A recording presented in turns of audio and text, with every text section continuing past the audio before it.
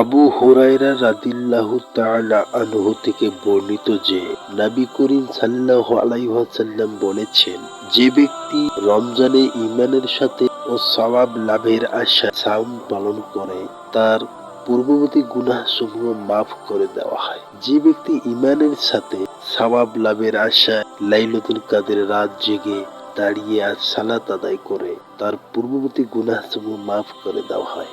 ইবনে উমর রাদিয়াল্লাহু তাআলা আনহু থেকে বর্ণিত যে নবী করিম সাল্লাল্লাহু আলাইহি ওয়াসাল্লামের কতিপয় সাহাবীকে স্বপ্নযুগে রমজানের শেষের ৭ রাতে লাইলাতুল কদর দেখানো হয়। এসব শুনে রাসূলুল্লাহ সাল্লাল্লাহু আলাইহি ওয়াসাল্লাম বললেন, আমাকেও তোমাদের স্বপ্নের অনুরূপ দেখানো হয়। তোমাদের দেখা ও আমার দেখা শেষ ৭ দিনের ক্ষেত্রে মিলে গেছে। অতএব যে ব্যক্তি এর সন্ধান প্রত্যাশী সে যেন শেষ ৭ রাতে সন্ধান করে।